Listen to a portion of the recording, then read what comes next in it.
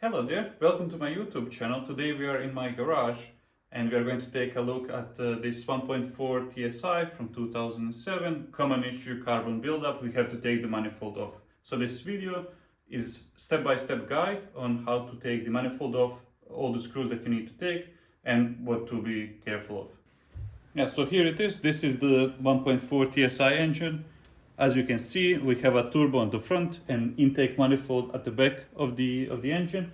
So what are we going to do? We are going to take this cover off, of course, and then I'll show you some positions where the screws are, which steps to take them off. Yeah, so to take this cover off, very easy. You just take it on each of these sides here, pull it upwards, and then pull it towards yourself, and then that's it, cover is off.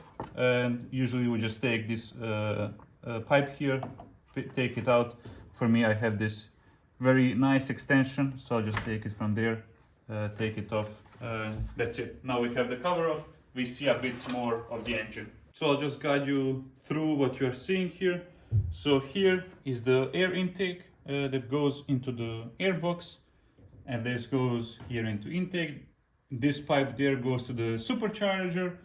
Otherwise it goes to the turbo. And so the steps that we are going to take this off is first we are going to take these parts off, including the battery, just to give us some space.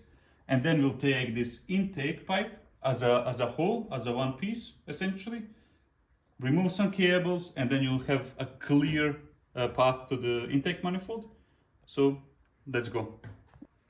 Yeah, so usually I just start with the turbo cover, because it's just these two screws, gives a bit more space, a bit easier to put this pipe in or out afterwards, and that's about it. So first thing that you need to do is unscrew one screw here. For this airbox, there's only this screw that you need to unscrew. You take this hose off, and yeah, then what you need to do is essentially just pull on the airbox upwards. This one, you need to also be careful. Everything here is clipped, no screws. Just take it out. Box out, as you can see here. Here is one clip, and one clip is like in the middle of the airbox. So you just have to pull it.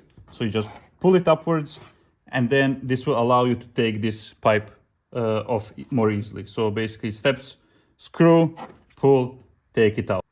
Yeah, then once you've taken it out, I take the pipe either, this pipe either from here or from here. Battery should be very simple to take out. You just take the cover off and then you disconnect the batteries. Of course, you disconnect them all at the same time while putting it under the water.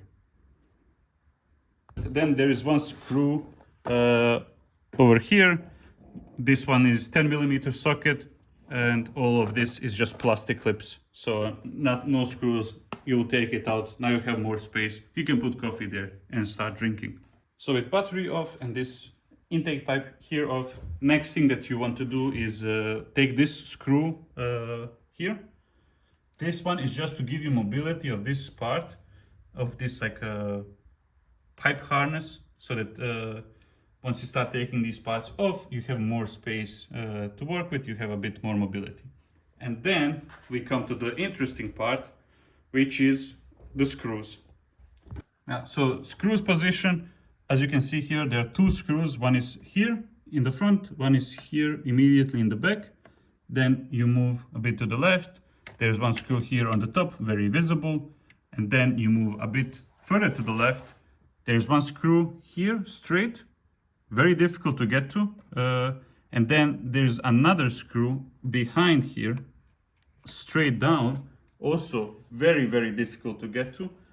I used my Allen key. This one is Allen key 4, and I was able to just basically put it like this down and locate my screw this way. This is very difficult. It will take you a lot of time. I recommend using endoscope, because for the carbon cleanup you'll anyway need endoscope. These two screws, I didn't take them out. I just unscrewed them, left them in. As I said, this piece will come together as a whole. And then once you like start taking it as a whole, just be very careful not to jiggle it too much so it doesn't fall off. Should be in there. At least for me, I tried it twice, was in there.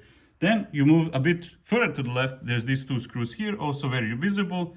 And then these two screws here, also very visible. And then with these screws out, you now need to start basically thinking about lifting this part up. To lift this up, you need to go to the supercharger line or pipe, which is right here. There's a small elbow pipe in there with two clips.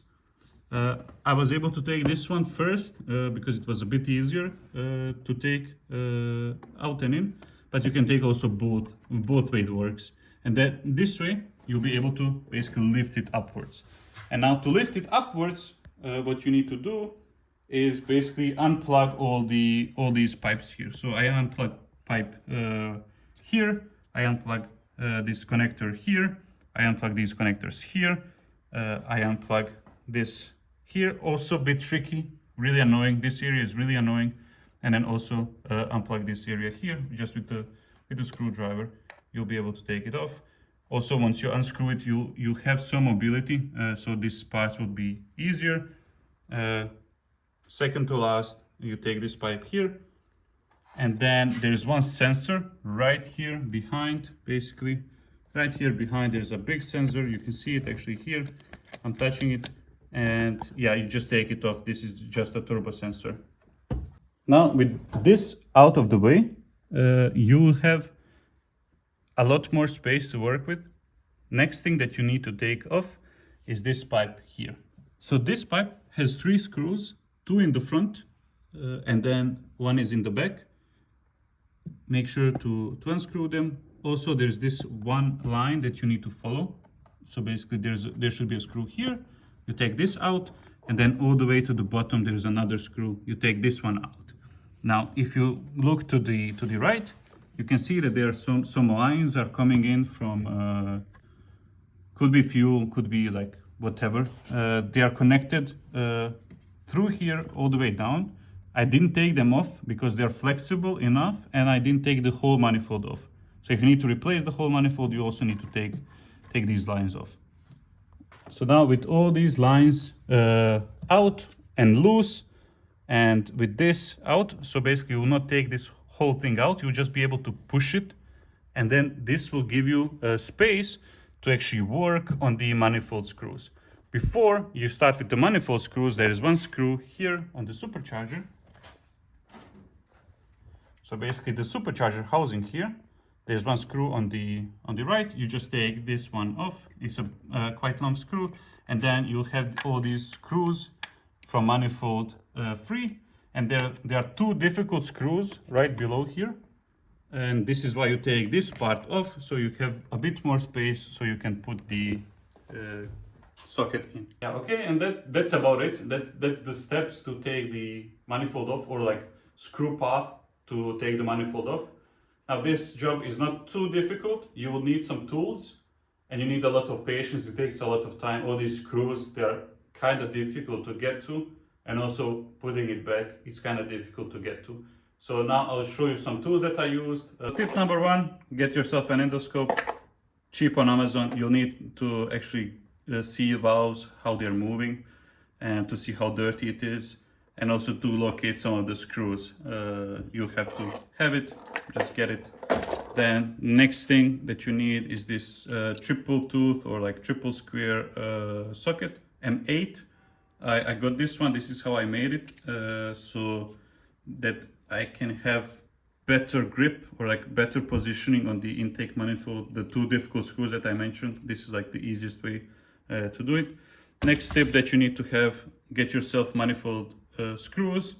So when I started working on this one was completely damaged inside, and I had to chisel my way around just to take it off. This took me a day, an additional day basically for me to wait for the screws.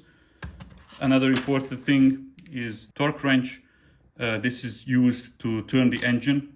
So once you start cleaning the carbon and you start moving from cylinder to cylinder, you'll need to move the valves at some point. Is best way to do it, or the only way to do it, is with the socket.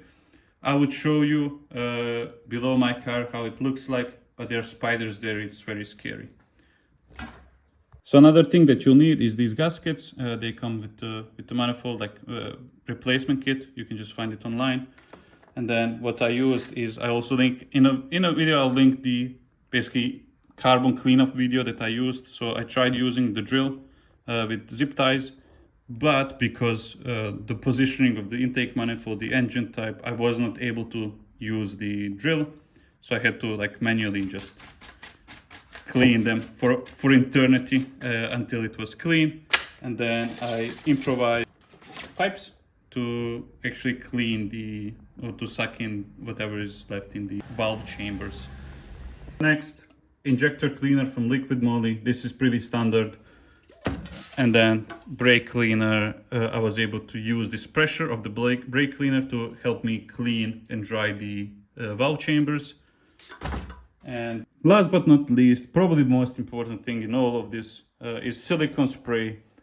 Once you start taking pipes back, you'll just use silicone spray. Make sure that they're not rubbing against each other, and like this will just make it so much easier, so much safer to do.